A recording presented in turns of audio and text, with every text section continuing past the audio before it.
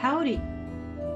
Howdy to week 5 of our Weave and Stitch Along. My name is Gabi, and today I would like to introduce the blanket stitch or the buttonhole stitch. I really like practical things and sometimes pretty and practical things, and so I have chosen the blanket and buttonhole stitch because it fulfills both of these purposes. It's extremely useful, far beyond what we can do on our pin looms, and I just would like to show you a quick example here. Um, if you're wondering why I'm talking about two stitches, the blankets and the buttonhole stitch, they are pretty much the same stitch, but they are used for different purposes. And the only difference is how far you keep them apart. The blanket stitch is a little bit farther apart, and if you do the same stitch a little bit smaller, then that turns into a buttonhole stitch. And I can just quickly show you this here. There is the blanket stitch, and if you put those stitches closer together, you can use them to make a buttonhole. And I just want to show you two family heirlooms. My mother was a tailor, and I think I was a teenager when it was the first time that she actually bought her clothes. Until then, she always made her own clothes. And here, this is a blouse that she made for me a very, very long time ago. And so she did use a sewing machine. However, one thing that she did is all the buttonholes were made by hand using the buttonhole stitch. And I don't think we can actually get close enough to the camera. She used a sewing thread to make buttonhole stitches around the buttonholes. So I just want to show you this one. And secondly, so this is the buttonhole stitch. And secondly, my mom, when she was visiting, we made those blankets for charity, for preemies. And so yeah, this is not really very visible. Well, let me see if I can hold this close enough to the camera. So this is just simple fleece blanket, fleece fabric, and you can see here along the edges, she hand stitched them with blanket stitch. Here's like folded over and then hold in place with blanket stitch. All right, so a lot of practical applications for the stitches that you will learn today, far beyond pin looms. And so today we will take a look at the special stitch, and I will show you 3 ways to use this stitch. First, how you can use it on top as a surface stitch. Secondly, we will take a look at it, how you can use it to make buttonholes. And of course, you already have the holes, but what it does for you is it gives it a nice edge here, or edging here. And then thirdly, this is like where the blanket stitch comes in. If you have any type of fabric or blanket, that you can go along the outskirts of it and add the blanket stitch. It has a decorative purpose, but also, as you have seen before, if you have to fold a fabric over, which we don't have to do with our pin looms, pin loom motifs, then it has the purpose of holding the fabric in place. All right, so 3 uses, 1 stitch. And there are a lot. You can get really very fancy and do very pretty and sneaky things. We can only cover the basics, but it is my hope that this will be sufficient for you to get started and explore from there. And even if you just do what we will learn today, you can do a lot of very practical and pretty things. I call it the Bauhaus buttonhole. No, why do I call it the Bauhaus buttonhole? Bauhaus was a modern art movement that started in the early 20th century in Germany, and it's one very strong characteristic is that it has a lot of graphic components, And when I was designing it, it was like a back and forth. I wanted to show these three things that we just talked about, but then I was like, okay, what else can I do and how can I do this? And when I stepped back on one of the designs, I said, you know what, that's it. And it looks like Bauhaus. So with this, I would like you to the art movement of Bauhaus. If you're not familiar with it, just Google it and look at some of the images that you will see. Quite interesting, actually, but definitely modern art. So, but before this should be sufficient as an introduction, I would like to, before we get started on our buttonholes, do a quick show and tell.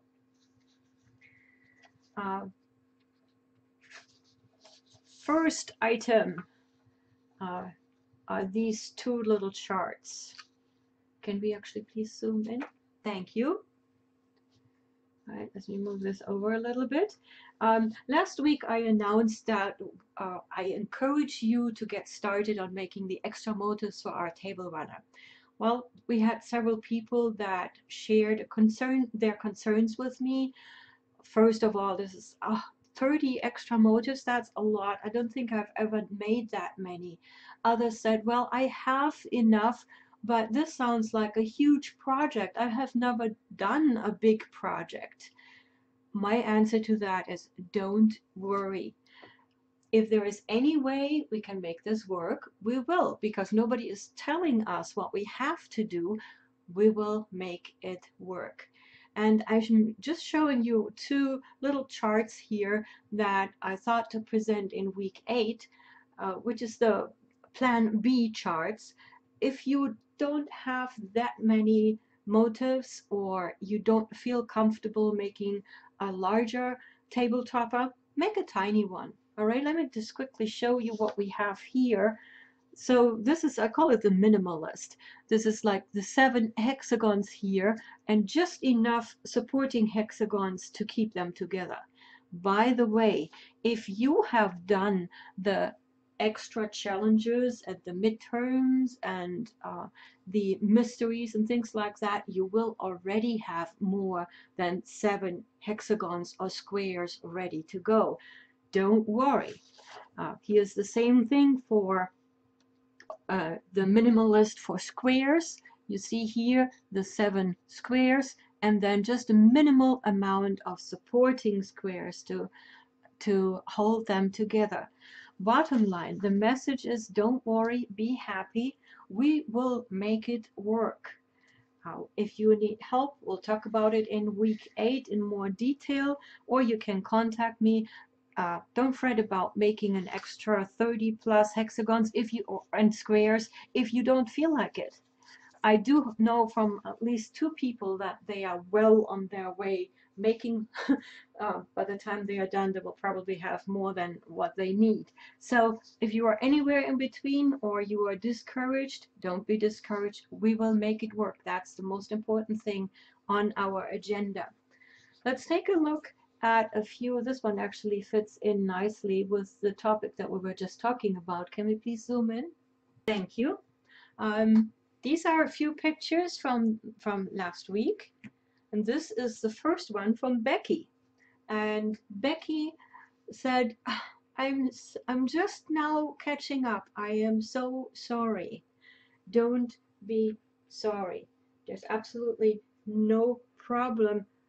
The most important thing is that you do it, and you did it, and look how beautiful you did it. These are perfect stitches.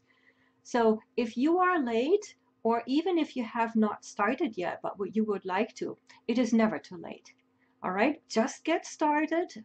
If you can catch up, or you will finish late, the most important thing is that you keep going. So this was from Becky, and I really love, I think those are just very delicate flowers. I like them a lot. Let's take a look at a few things from this week.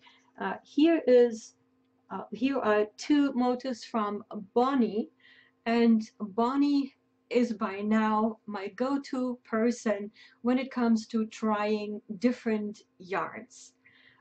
Over the past weeks, she has used surprisingly unusual yarns for her embroidery. And here's another example where this week 4 design was made with a very thick yarn, and just see how this pops up. It has almost a 3D effect, which is very interesting. And this motif here on the hexagon, I have this there because she tried a different yarn for the fabric. I want to use this as a reminder that whatever I'm using here to demonstrate, you don't have to have exactly what I'm using. I have reasons to use what I'm using to keep it the same as much as possible for the Zoom loom and the Turtle Hexagon loom, but also to be able to show you things. They are not necessarily the best effects that you can achieve, but I'm, since the purpose is on showing you how to do things and what needs to get done, that's kind of the priority for me over pretty. However, back to Bonnie. So thank you, Bonnie, for always inspiring us with trying new yarns, both for the embroidery and for the fabric. And also, I had to giggle when I saw her hexagon with the week 4 motif, because in the early days we had a lady, and she is on the southern hemisphere where it's rather cold at this point. And she said, well, maybe can we make a snowflake or something, because it's really very cold here.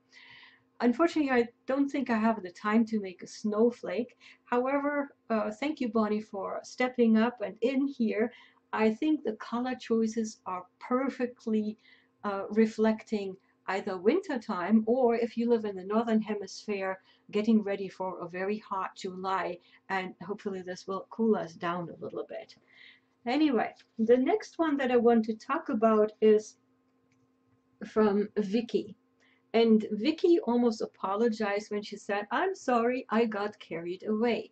You can see here in blue the motif from week 4, but then she started to add, I see some lazy daisy, and these are, I see some more back stitches and even beads. And Vicky is one of several people who got, in quotes, carried away.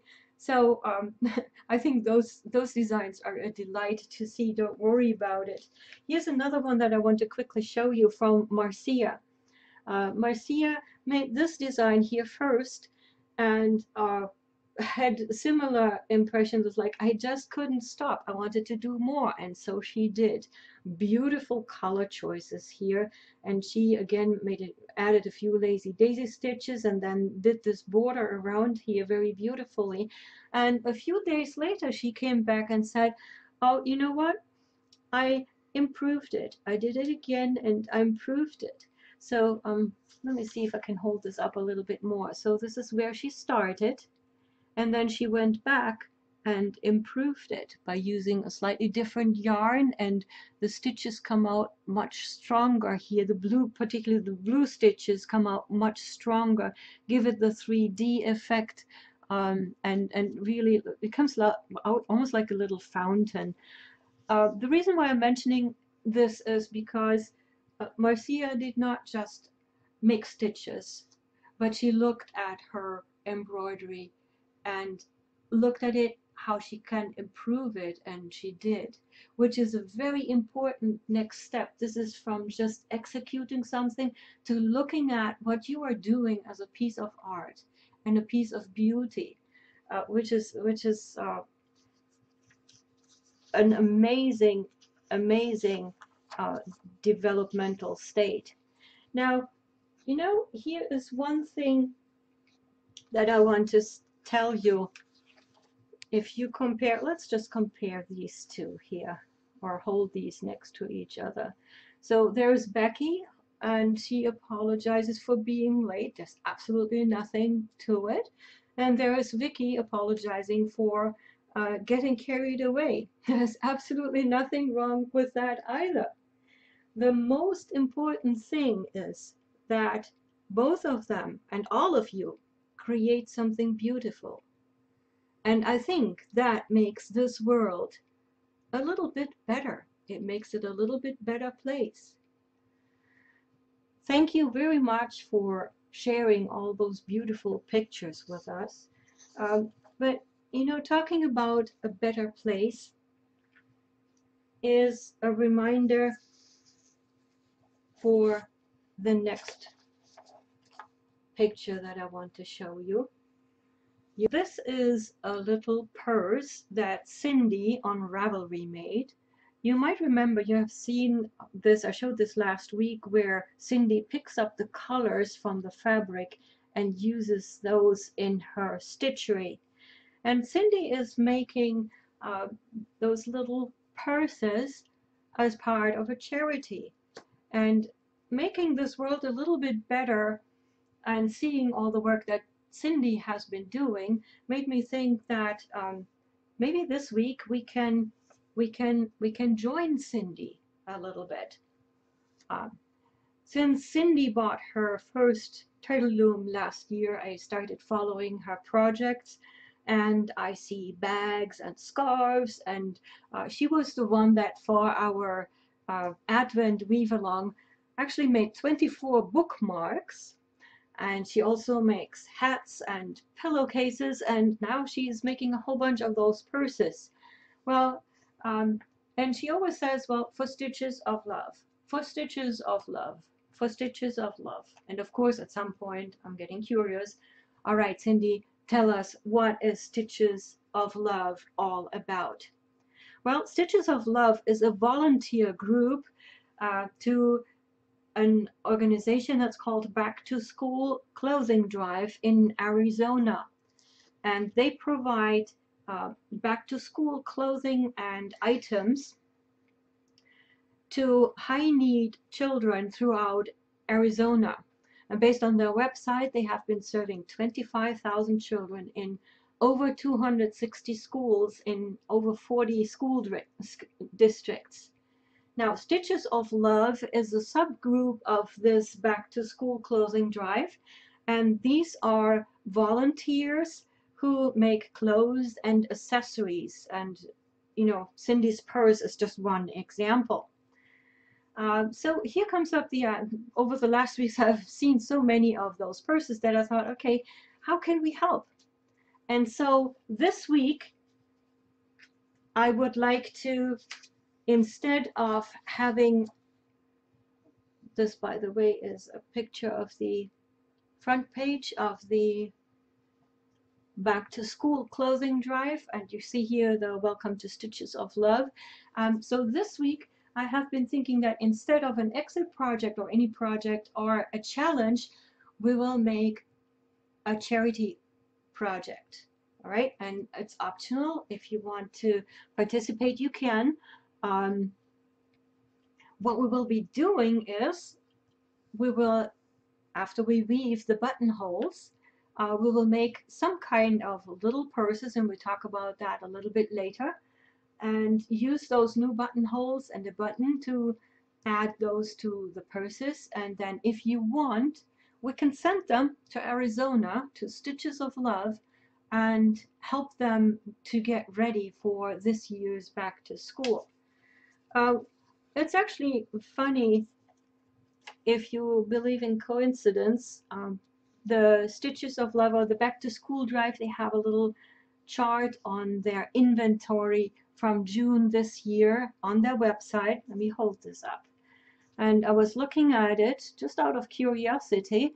They have so their goals is like 2,500 things, of a lot, and you know, in some they are over. But funny enough, on the purses, they are not there yet. What an opportunity to help.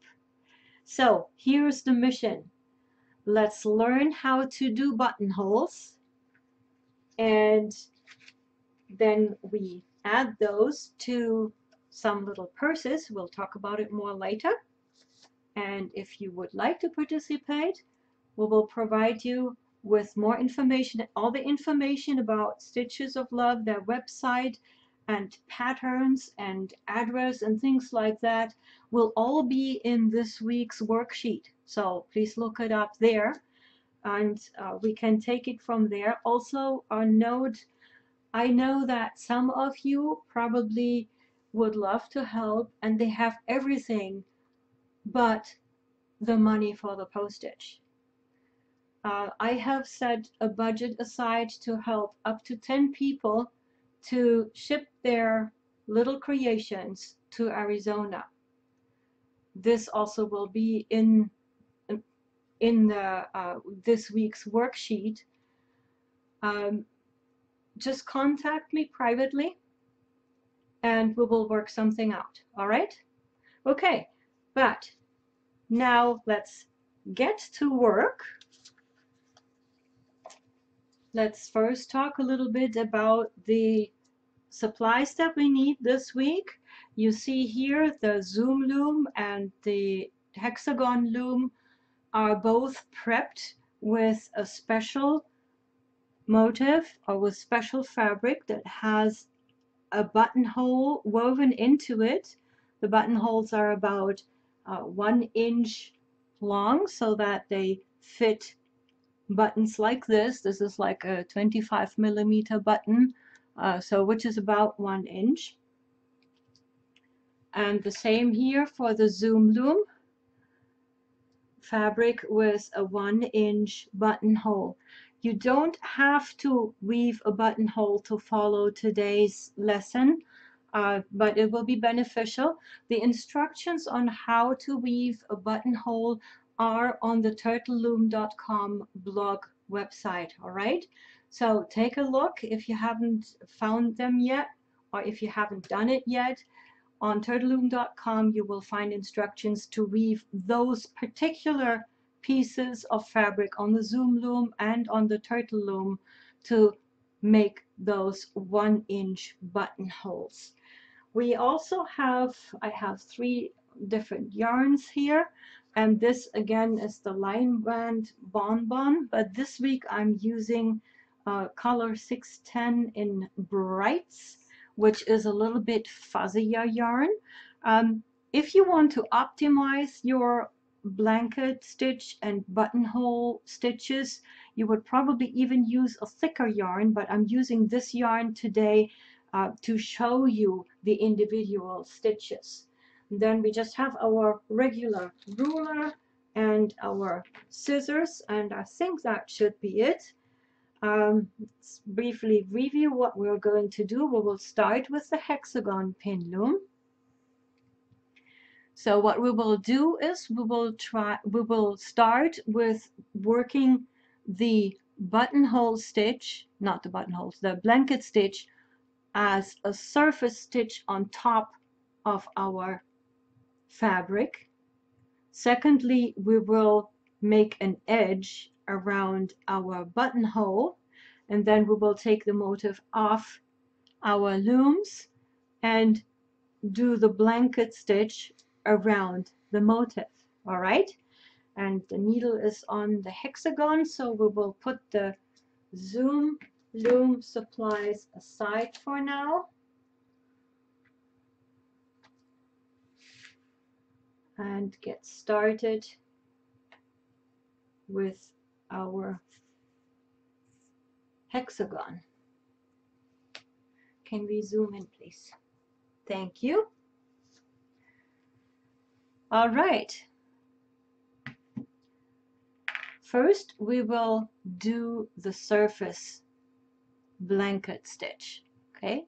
And the blanket stitch is worked from the left to the right. So I'm turning the fabric around so that you can follow along. We will start here and then work our way here. I do want to show you how to make a corner, and then we'll just do a few stitches up until we run out of yarn. All right? So to get started, let's get our yarn ready. Let's do 2 lengths of the ruler, which is 24 inches. And we will make a slip knot at one end and thread the needle in the other. Here we go. And then to get started, we put the slip knot over the bottom left nail, and I show you this. Let's just see. So here's the starting thread, here's our buttonhole. It's a little bit offset to the top, and the bottom corner right here is where we want to anchor our yarn and then go between the fabric and the loom to the back of the fabric. All right? So to get started, let's first put the fabric up to the nail tops. Here we go. We count 5 threads from the black from the bottom right left nail. We count 5 threads to the right to come out. 1, 2, 3, 4, 5. So this is where we will come out.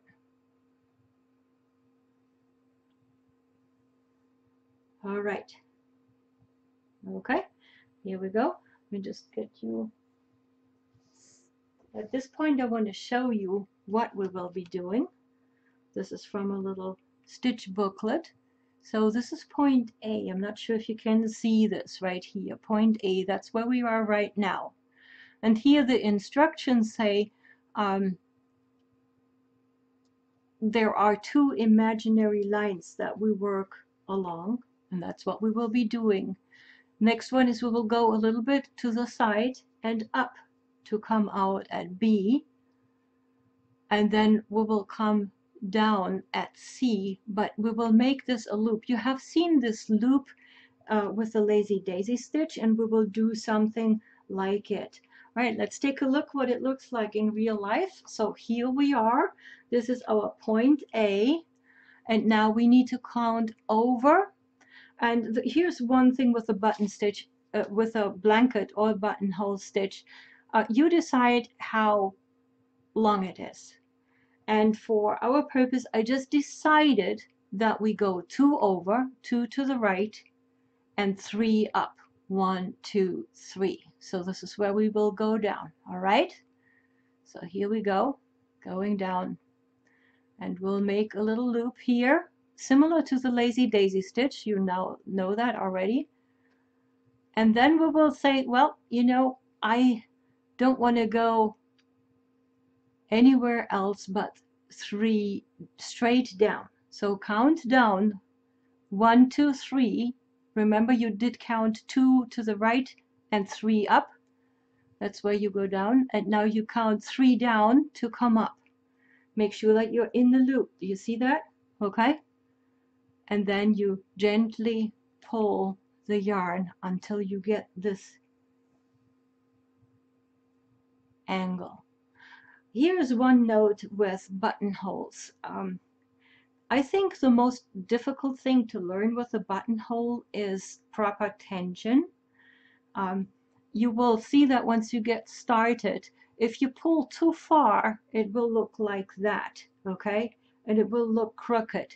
If you don't pull enough, you don't get this nice cornered shape. Let me see if I can show you this. So if you do it like this, you have it's not nicely cornered.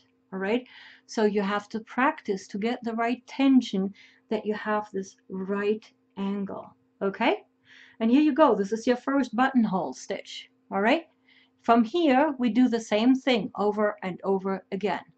We count over 2, 1, 2, and 3 up. 1, 2, 3. That's where we will go down. All right, remember to have this loop out here, the thread loop, because you have to hit that again. If you want, you can use the other hand to hold on to it, but for demonstration purposes, I just want to show it to you right this. You can just lay it out. Then you count 3 down to come up through that loop, and then you gently pull the thread until you have this pretty right angle. You see that? Okay, tell me what to do. 1, 2, 1, 2, 3, go down. Make a loop. Count 1, 2, 3 down and come up. Pull it tight very gently until you have that right angle. Also, see where my working thread is? it kind of pulls on that corner. That helps you to best position. You can also use for each stitch your fingers to just get them into place. You see that? So just wiggle it a little bit until you have it in place. All right? From here we go a few more stitches, 2 over and 3 up, 2 go down, have that little loop ready, count 3 down, 2 come up through the loop,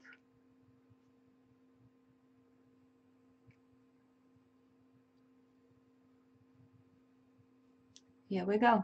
All right, let's do one more or 2 more. 2 over 3 up, 2 go down,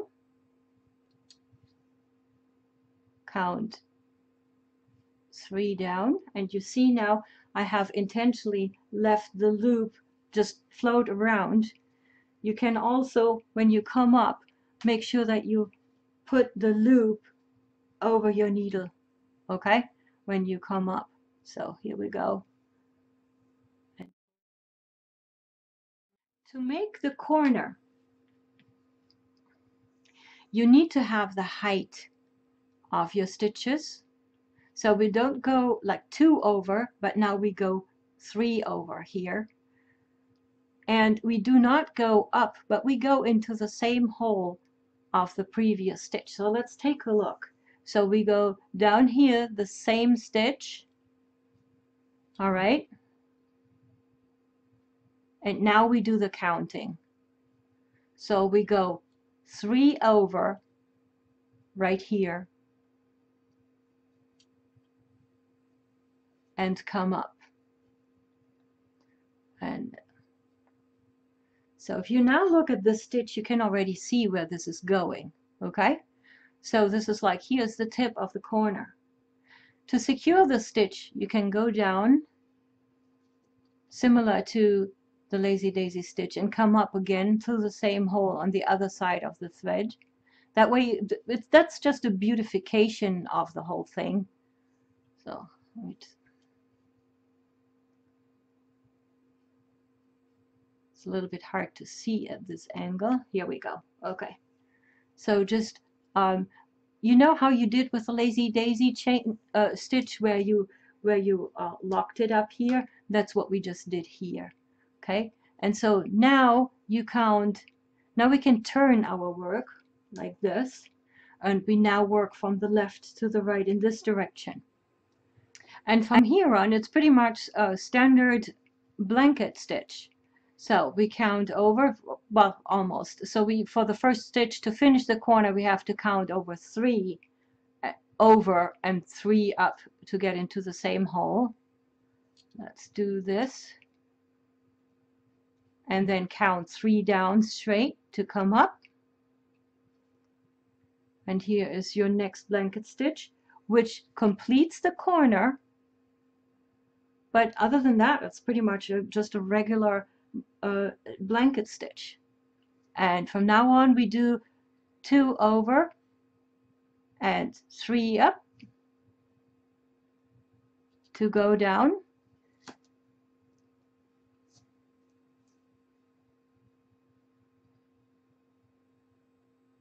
And count 3 down to come up. Let's do just a few more stitches. Just use up the yarn pretty much. 2 over and 3 up to go down. Count 3 down to come up through the loop and pull it into shape. 2 over, 3 up, go down. Count 3 down to come up through the loop.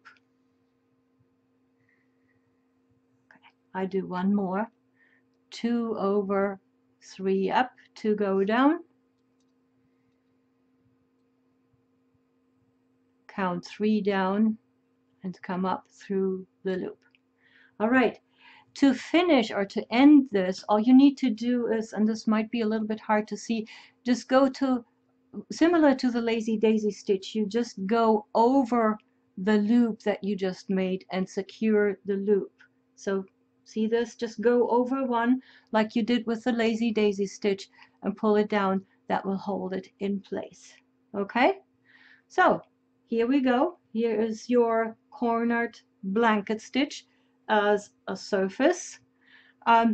Just for the next stitches that we have to do, I suggest that at this point you bring the end or the tail of the yarn to the outside so that we have a better work area on the back side when we actually do the buttonhole. All right, and this is, let's get ready for the buttonhole. For the buttonhole we will need about 30 inches of thread. 1, 2.5 makes 30 inches, and we will make a slip knot and thread the other end. Here we go.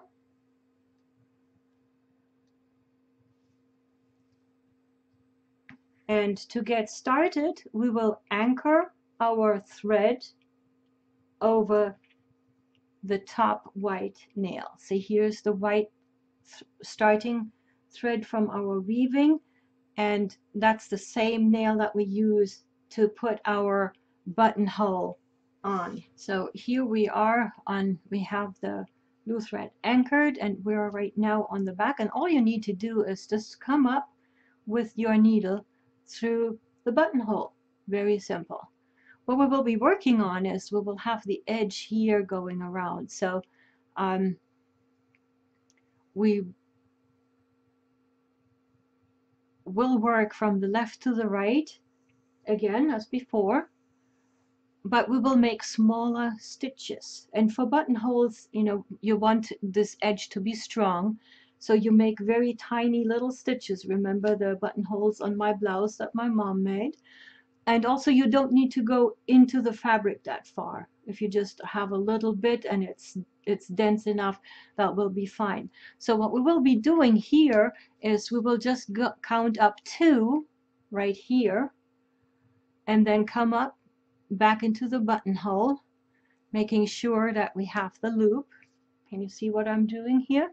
So I lay out the loop here. So the blue thread comes down under here, and here's the loop. I count up 2, go down, and come back out in the buttonhole. So this is our first stitch. The second stitch is right after the next thread. 1, 2, go down, and the shortcut here is that you can just come up. Let's do one stitch properly. So we count 1, 2, and then go down. All right, here we go. Here's our loop. We come up through the buttonhole, so no counting, but through the loop, and we're pulling it tight. See how close those stitches are getting? Close and short. That's what you do when you do a buttonhole. Let's do it one more time. 1, 2, up to go down. Have the loop ready, and then just come up through the buttonhole. That's all there is to it. Here we go. Pull it tight into shape. Again, don't pull too tight, but also not too loosely. You want to have this being a nice edge. Now, if you want to have a shortcut, you can turn it by 90 degrees like this, and then count 1, 2, go down and come up. Hold the loop with your left hand. Saves you 1 up and down. If you have the thread in place, that is. Okay, so you see what we're doing here, and then you pull it this way. Okay, so next thread, 1, 2, and come up through the loop and pull tight.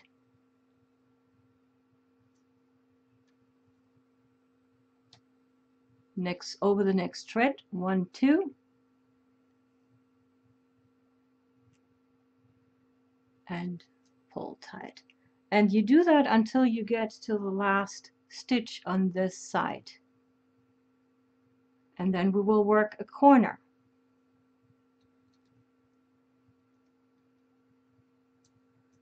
Here we go. Okay. So for the corner, remember we said as many stitches as we have depth or length. So we are going over 2 to go down, come up through the hole, make sure that we hit the loop,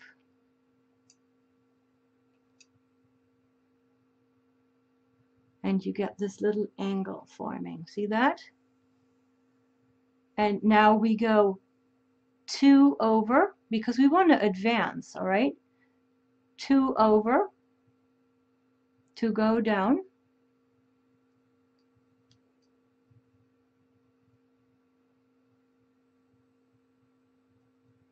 have our little loop over here,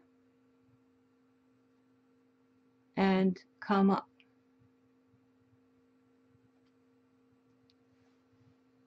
Wiggle it a little bit in place so that until it looks good. All right. Again, 2 over to go down, and that will be our other corner.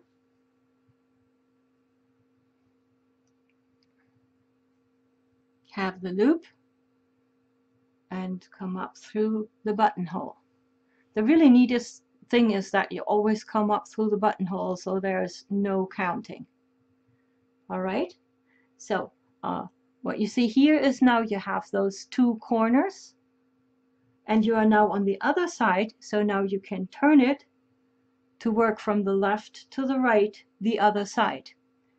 And now you start with the regular stitches again. We do 1 more 2 over to start to get in line here with our buttonhole. So 1, 2, go down, come up through the loop.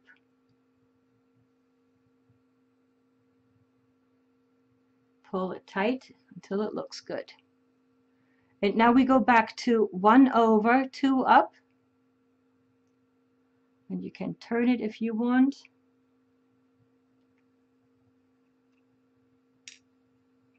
Come out through the loop. This yarn is twisting a lot, so that makes it a little bit difficult to keep the loops nice and round, but I hope you can see what needs to be seen. 1 thread over,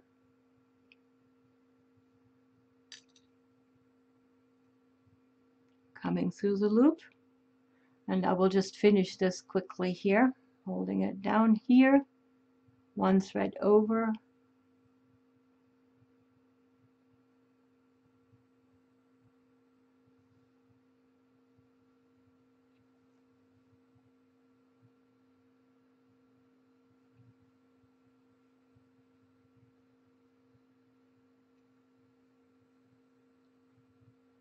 and we do 1 more, and then it's time for the second corner.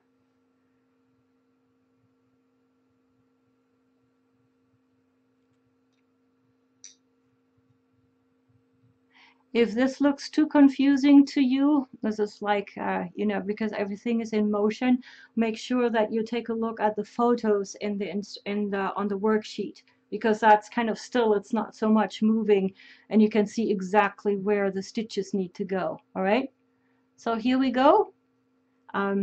Next corner that we need to work is we go over 2, because the height of the stitches is 2, to go down right here, have the loop, come up through the buttonhole and the loop to the top, and pull tight, and you can turn the loom as you work. 2 up and 2 over to go down, which is the center of the buttonhole, come up through the buttonhole and through the loop,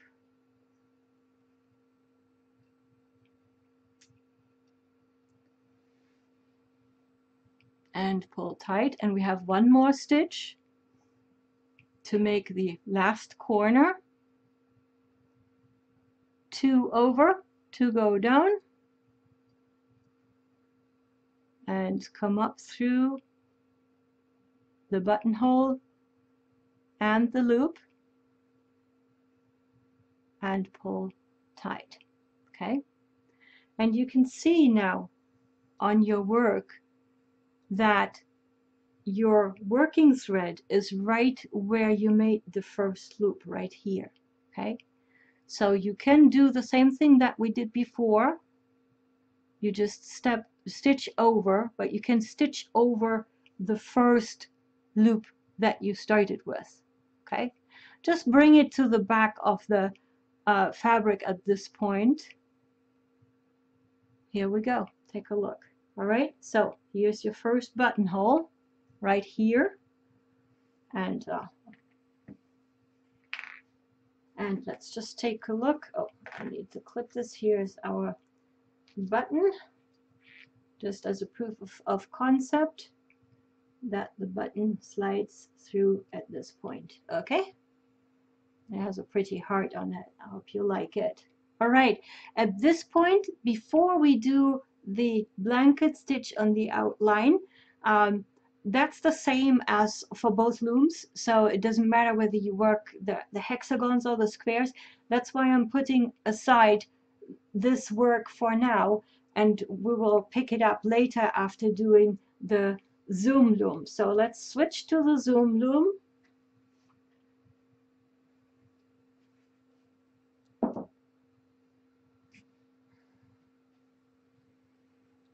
Here is our zoom loom, and here are our yarns that we will be using. And we will get started. Here's our sample. We will get started with the orange blanket stitch that is worked on the surface of our fabric. To get started, let's measure about 2 times the length of a ruler, which would be 24 inches, and we will make a slip knot, excuse me, and thread the other end into the needle.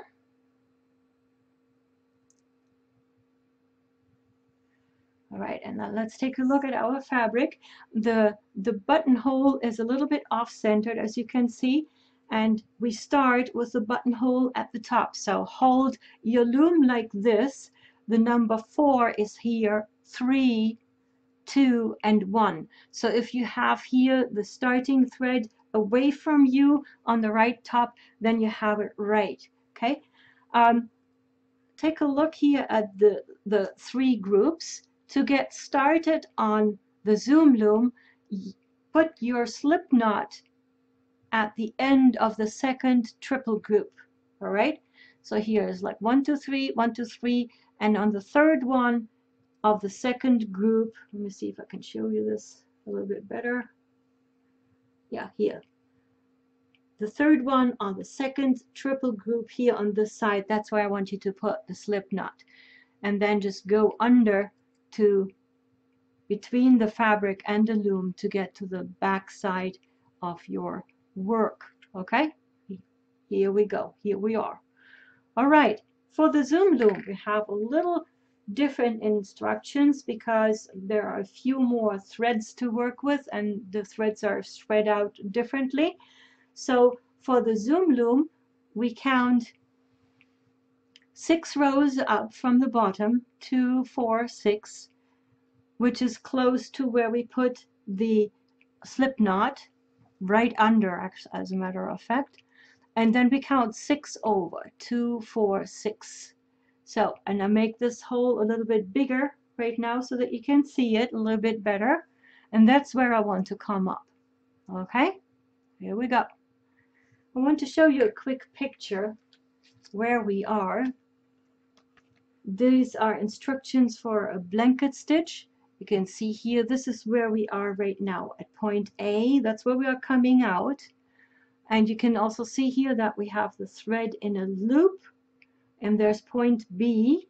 on another imaginary line, and we go down there, and we come up next to A, just a short distance next to the right of A, but within the loop, which is pretty similar to what we learned for the lazy daisy stitch, okay? And that will make our first blanket stitch. Let's take a look at what this looks in real life. So here we are. This is our point. I'm going to switch hands. This is our point A right here. And a note about the blanket stitch. The blanket stitch, you pretty much decide how large you want to make it, how far apart they are, and how large you want to make them. For our purposes, I have chosen to make them 3 rows up and 2 rows wide. So from our starting point right here, we count 2 to the right and 3 up, 1, 2, 3, to go down. That would be our point B based on the little booklet that I just showed you. Here's our little loop, okay? And now we count 3 down, 1, 2, 3, which brings us back to the same line as A. I'll just move this a little bit so that you can see it a little bit better. Right here, so this is where the needle is, wiggle, wiggle, all right? And that's where we want to come up. Now pull gently. And this is probably the most difficult thing with a blanket stitch that requires the most practice, to get the tension right. If you pull it too tight, it looks like something like that, and it will just not make a real nice angle. Or if you don't pull it tight enough, you have this awkward loop that doesn't look like a rectangle. So with a little bit of practice, and see how I pull the working thread in this direction to make this angle really an angle. All right, and here's your first buttonhole stitch. Okay, and now we make the next one. Remember, we go 2 over and 3 up to go down, 2 over and 3 up to go down, and then we make this loop. Make sure that you don't twist it, so make sure you have the nice loop, and then you count straight down 1, 2, 3 to come up through the loop. Pull it into a nice angle, and here's your second buttonhole, not buttonhole, blanket stitch. Okay, all right, let's do it again. 2 over and 3 up to go down. We have that loop. Count 3 down to come up through the loop. Here we go.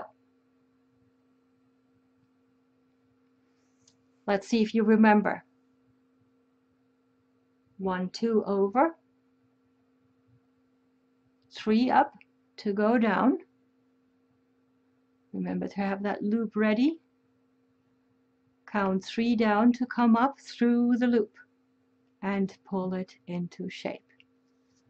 Let's do that a few times. 2 over and 3 up.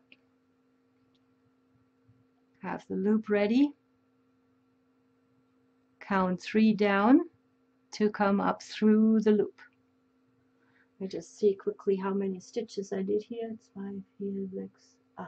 Okay, so 5, 4, 5. Okay, a few more stitches here, because I do want to show you how to make a corner. 2 over, 3 up. Let's speed this up a little bit. Oh, let me show you one more thing. So if you have something like this, you can, of course, when you come up with the other hand, put the loop over the needle to keep it in place. Okay, so that you don't have to wiggle and jiggle until it stays down, which particularly when the thread gets shorter will be difficult anyway.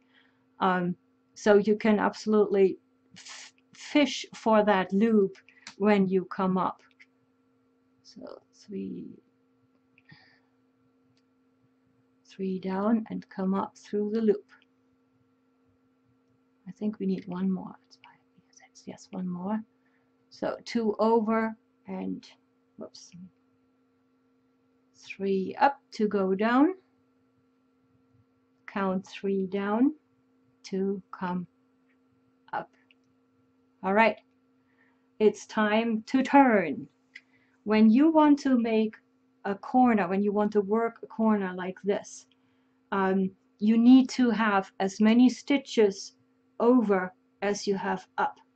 Since we have 3 stitches up, we need to, instead of 2, go 3 threads over. All right, so let's give this a try. 1, 2, 3. And the other thing is that we will go, actually, yeah, that was counting too early. To make the corner, you go into the same B stitch right here. All right, and now we do the counting. After I untangle my yarn, now we do the counting. 1, 2, 3 over. You see this here where we come out through the loop. Let's get the loop off the needles right here and pull it tight like you did before. And now you see already how this shapes a different shape. Okay, that's the beginning of our corner. And what you can do right now is, like with the lazy daisy stitch, stitch over that loop to secure it in the corner. That is not necessary, but it keeps it nice in shape. Do you see that?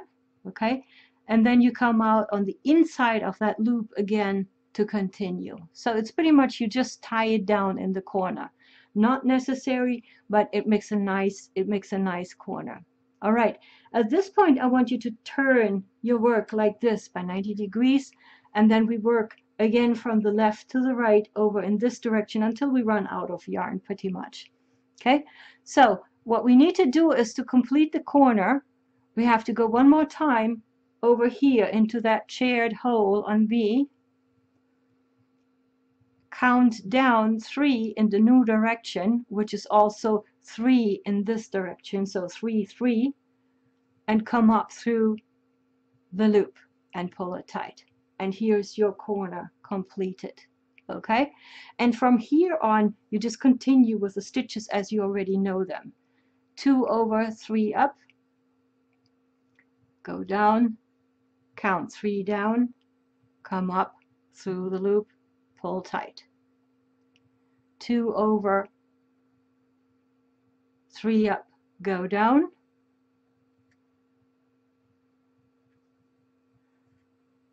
thread is getting short, count 3 down and come up through the loop. And I think we're pretty much at the end of this, so yeah, I don't think we have enough for another stitch. All right, but you see how we came up here, work the corner, excuse me, and we're now going this direction. The last stitch is very simple and very similar to what you know from the lazy daisy. You want to secure this loop here, otherwise that loop will pop up. So what we did with the lazy daisy is we just tied it down in the corner, and that's what we're doing here too. So just go over one or go over a diagonal and tug it down like this. See this?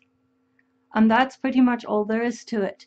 All right, what I want you to do is bring the thread anywhere out to the front, to the side of your loom, so that the end is not in our way, because we want to start working the buttonhole now, and we want to have a clear back for that. All right, so here is our step number 1, which is the blanket stitch on top of a surface. Next we are going to work the buttonhole, and we will need about 30 inches for that, which is twice and a half the length of a ruler, or our ruler. I know there are different rulers. So thread the needle and make a slip knot, Okay, and this time again we will work from the left to the right. Here's our buttonhole right here, and just extend over to the closest pin that's to the buttonhole. It doesn't have to be completely precise, so just anywhere here will do fine. And bring the needle to the back of your work. And now just come up through the buttonhole. Here we go. Ta-da! All right, so this is where we will be starting. For our surface blanket stitch, we have worked a stitch length of 3 and a stitch width of 2 threads. With buttonholes, you really don't need to have long stitches like this, and at the same time you like to have the stitches very close because you want to use that buttonhole, and pretty much the idea of the buttonhole stitch is to strengthen the edges of a buttonhole. So what we will be doing here is we will be working over 2 stitches in height, so not that far out, and then we will work every single thread along the buttonhole to strengthen it. Okay, so the first thing is right here is the where you can see where the buttonhole starts. Between the thread that goes all the way through and the buttonhole, count up 2. 1, 2 to go down. All right, and prepare that you have your loop ready here. Let me see if I can clean this up a little bit. And then come up through the buttonhole through the loop and pull tight. And here's your first blanket stitch, a buttonhole stitch. All right. The thing with the buttonhole is that it's really easy. You don't have to count. You always come up through the buttonhole. Very easy. So now we go over just 1 thread, count up 2 to go down. See if we can. This yarn is a little bit fuzzy and not really very cooperative, so I hope you can still see it. Here's our loop, and all we have to do is come up through the buttonhole. All right, and here we go, and just pull it tight. And that's all that we will be doing. Over 1, count 2 threads up and go down, lay out your loop, and come through the buttonhole through your loop. Pull tight gently. 1 more time. 1 over, 2 up to go down.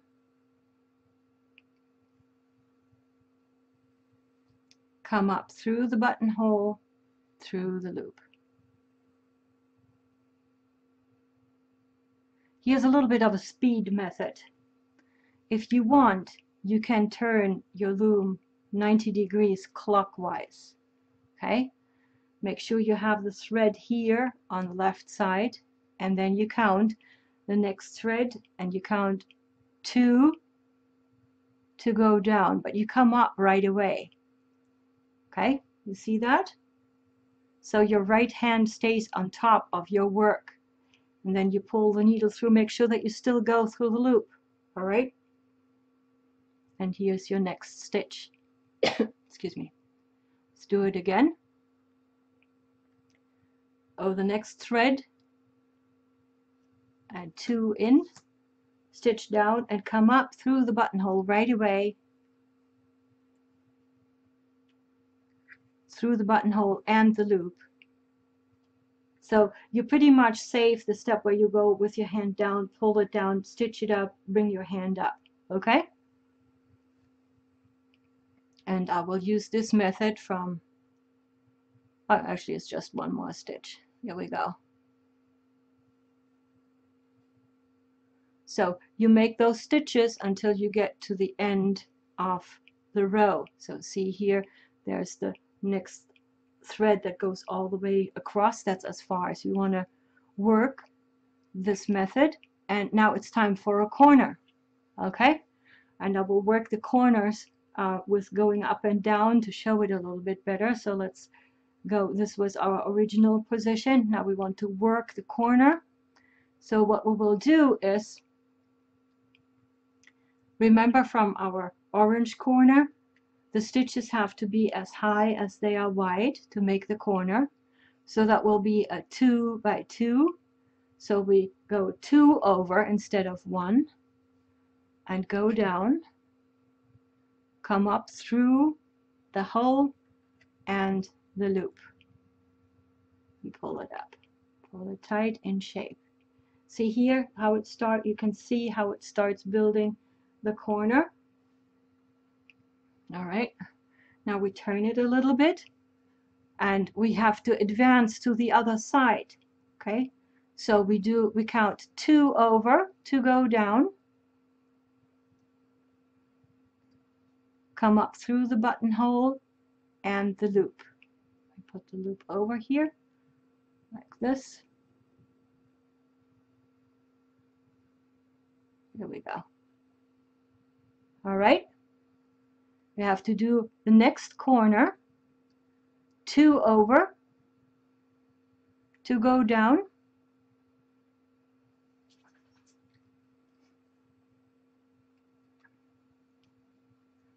and come up through the buttonhole and the loop. Pull it tight and into shape, and you see that you need to work here the edge, since the edge is now on the inside and not on the outside anymore.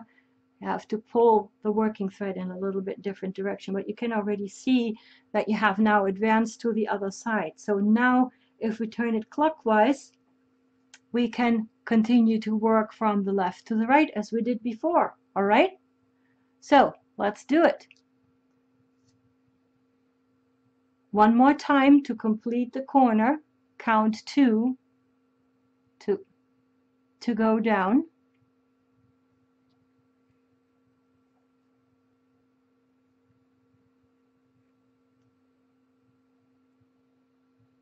come up through the buttonhole and the loop.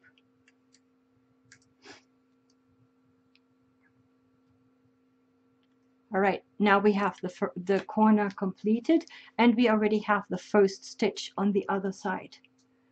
Now you can do either method. I show you both methods. Now we only continue to go over 1 thread at a time, so 1 over but 2 up to go down,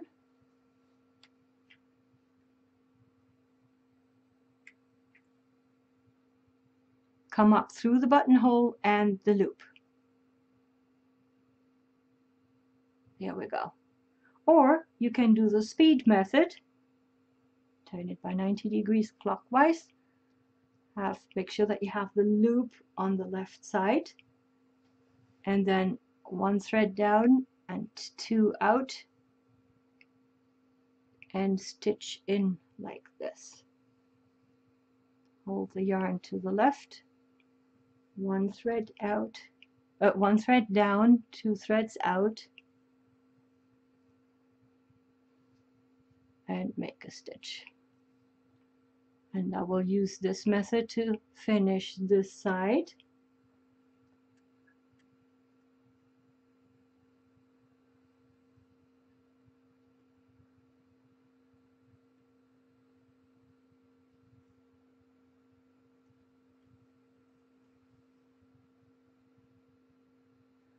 You can use your fingers to just, if you're not sure about the tension, just use your fingers and wiggle until it has a good tension while you work.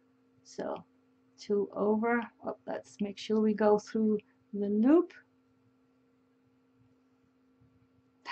Okay, stubborn thread or yarn.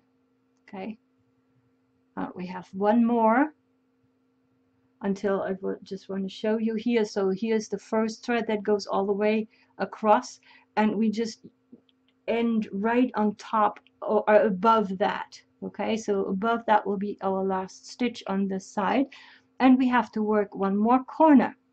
Okay, and if you remember, now corners have to be the same height and width, so we have to go 2 down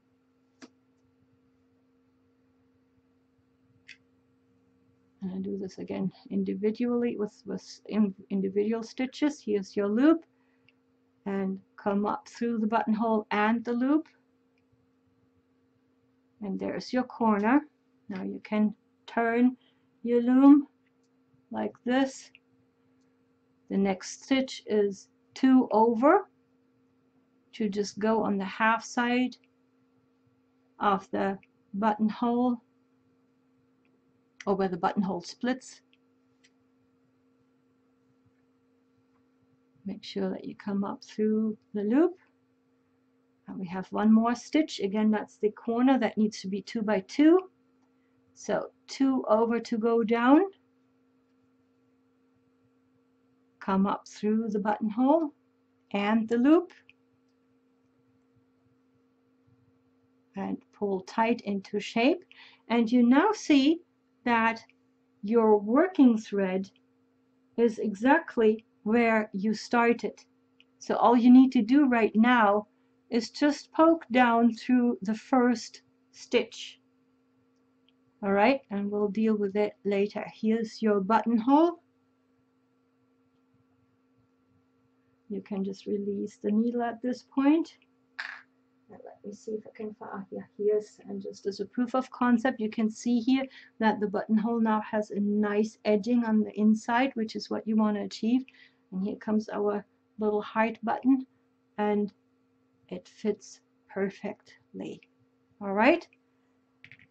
Okay, so the last thing that we need to do is work the yellow blanket stitch on the outside. Let's see if we can bring this back to shape here, or to view. Here we go. All right, and at this point I told you before that we have that this is the same for the hexagon and the square. So let's gather what we need to do the blanket stitch. First, at this point we can take the fabric off the looms and wiggle a little bit.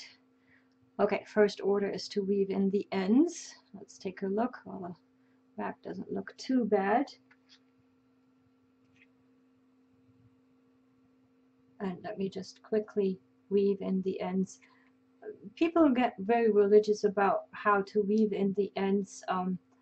I pretty much do 2 things, and I'll show you quickly. First of all, I secure it, which means I just poke through the same stitch that it came out, which makes it tight, and then I just go through some of the loops on the back. Can you see that? For, you know, you can do it for the lengths of the buttonhole here. Let's do that for the other thread too. So wherever it comes out, just poke through a tiny loop right there to secure it in place, and then weave in the end alongside the buttonhole. Here we go. And then we can clip this.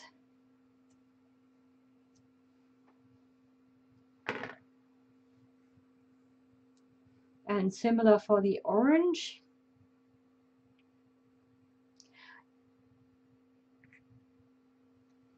So here this is a little bit off, so what I do here is just make like almost like a knot. You sew a knot around the closest loop, and then you go through a few stitches on the back. That will do. So no knots this week, all sewing in. Here's the slip knot, release the slip knot, and then we do the same here. So again, just make, like, you pretty much sew a knot, you see that, to the next stitch. Make sure that you don't pull it too much, and then you sew through some of the stitches on the back, and that will do. So this week also, no showing off the back necessary. If you want, you can, but you don't have to. All right, here we go. Oh, let's do the same for the hexagon.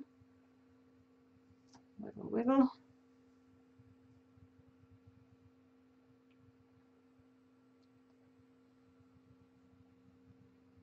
Here's the slip knot of the orange. Again, this is a little bit farther away, so just sew a knot to the next stitch and then go through some stitches. Here's the other orange end. I'm doing this now because that helps us with doing the blanket stitches if it's not too crowded with threads floating around.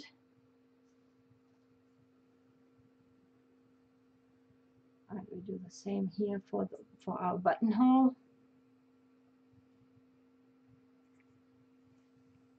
Since we already secured that, there's no need to sew a thread. You can just go through the back stitches for the length of the buttonhole.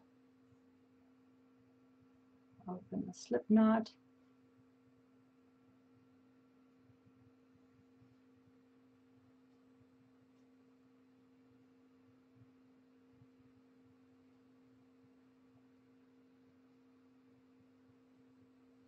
And stitch through some of. Here we go. That'll do. 1, 2, 3, 4. For the benefit of time, I will just show you the blanket stitch on one motif, and you even actually don't have to see the whole motif at this point, because you already know the blanket stitch on the surface, and we have done the going all around on the buttonhole. So I will just show you the beginning of the blanket stitch on the outside, and then you can do the rest from there, because there's really not much new to show. I'm taking any lengths of the yellow that I've used here on to do the blanket stitch all around, because you will, you know, if you were to take a yarn and that goes all around, it would be endlessly long. So you will have to connect the threads at some point. Let's just pick one here. Let's get started here. I do recommend that you start somewhere in the middle, and you may not come out completely at the corner, but one beautiful thing about the blanket stitch is that you can adjust. So if you are one short or one too many, you can just adjust it towards the corner. Also, you have here on the square, because it's the double, the 2-layer warping, you have some scalloped edges here, and I recommend that you just work on the outsides there. And you have the other 2 sides that are straight. So you can start pretty much at any point. The way I want you to get started is that you have, just hold a yarn end, like here. Hold the end, because you don't really have anything where you can weave in or make knots. So I'm just holding a short yarn end, and then I start making buttonholes. Okay, so you come out here, and I suggest to do it over 3 threads in to come up, and then you go down around your thread that you are holding. You could make a knot too, but see, if you have them twisted like that, that's your first stitch. And you can adjust the tension for that later on. I should have used a different color. Let me just quickly switch to a different color that shows better.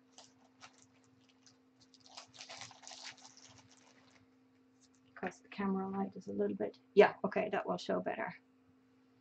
So we do purpley.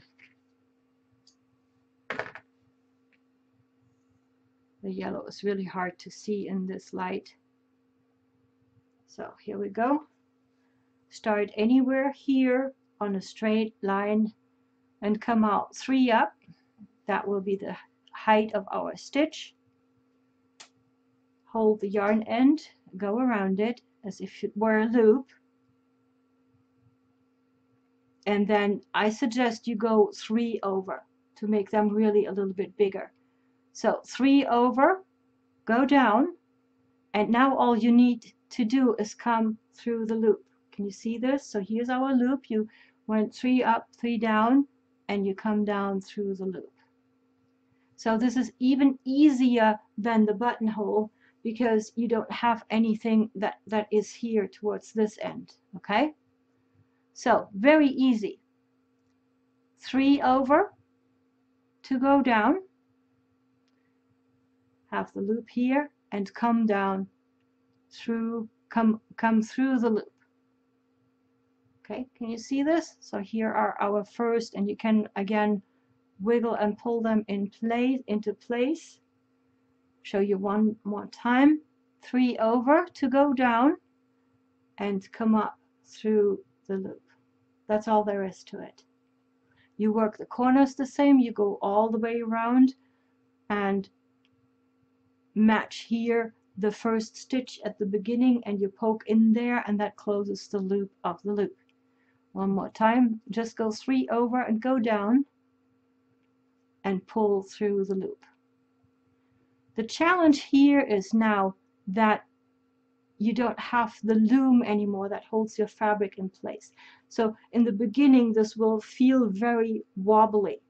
Find out a way to hold the fabric, and you know, some people even have it down on the table and do the stitches where they say, you know, I go 3 over and poke down and come out here. That might help in the beginning. See that? Okay, so it's a little bit far away. I'll pull it up for you so that you can see it, and we're getting close to the corner anyway, but that's another option. Try out different things, whether you hold it or whether you have it lying down to make your stitches. Work the corner the same way. You just go, and we can just quickly do it here. So you poke in the same point right here and come through the loop. Poke in through the same hole and come through the loop.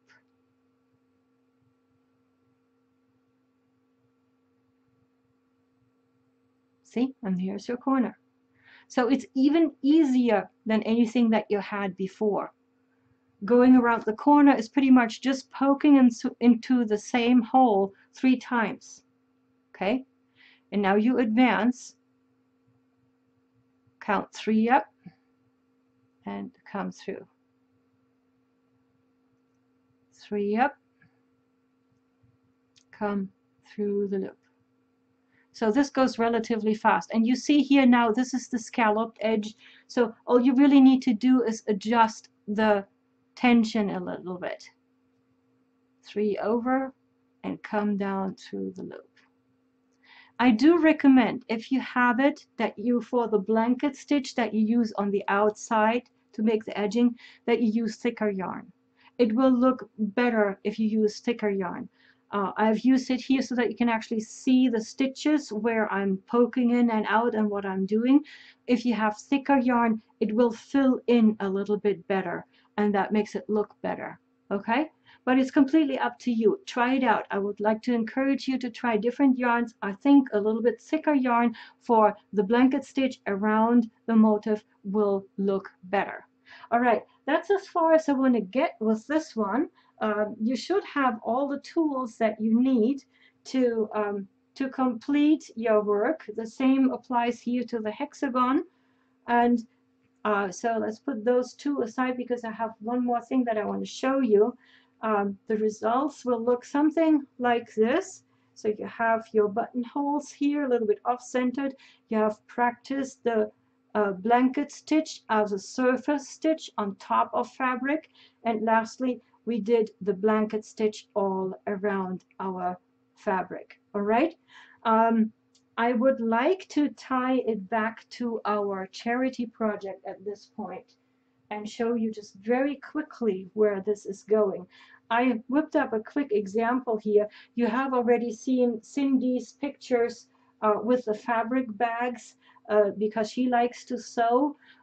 If you like to sew, there is a super easy purse pattern that Cindy wrote, and it's uploaded on the Stitches of Love website. Again, all the links and everything you need will be in the worksheet. But you can also, if sewing is not your thing, you can knit, you can crochet, you can go and buy a little bag. Or what I did this morning was I made, I just made one up quickly. And what I did is I wove 2 hexagons on the Texa turtle on the 6 inches side to side. And then for one, I folded in, let me hold it like this. For one, I folded in the top like this. All right. And then I used the tip to put on the button that will keep it in place and is strong enough. And I have left the other side because that will be the flap, that will become the flap. All right, here. And what we will do is sew our new hexagon onto that flap and then have the button come through like this. Let me see if I can do this quickly. And I have not practiced this, so this will probably not look very pretty, but it will be functional. So here is the hexagon that we made with our surface blanket stitch, with our buttonhole and our blanket stitch all around. Make sure that the buttonhole points downwards. And I'm just quickly sewing this onto the back of the purse. Let's see if I can do this quickly here.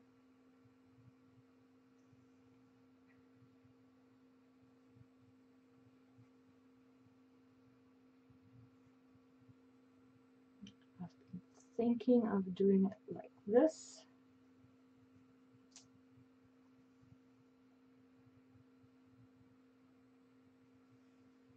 So I just do this quickly so that you can see where this is going. This will not necessarily be pretty or super pretty.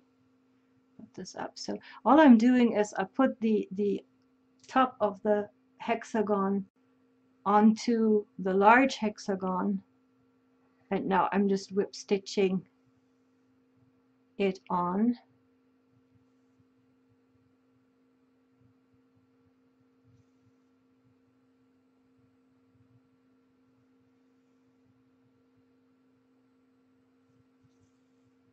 That should do.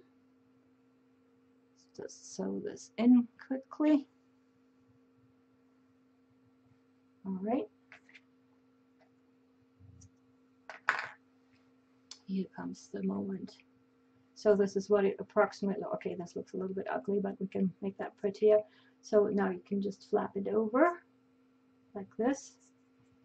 And here's your little purse. I made it a shoulder with a shoulder strap and just crocheted around it, and then I doubled the yarn to make a chain about 90 stitches long, so that for a little girl it's a shoulder strap.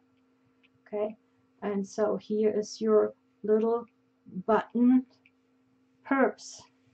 Let's see if I can put this in place prettily. And of course you can do the same thing with the rectangle. And by the time you will get the worksheet, I hope I will have a little purse with the rectangle ready as well. So that would be, actually we need to turn it around because the button needs to be at the, let's see if we can try this. Here, something like that would work too. Okay, or you can, what I plan on doing is have 8 of the Zoom Loom squares sewn into a little purse, and then use this one here as the closure, also with a heart button like this.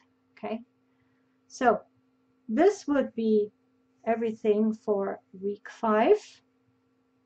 So we learned the blanket stitch and the buttonhole stitch, and in 3 different ways: as a surface stitch, as an actual buttonhole, and as the blanket stitch on the outside. And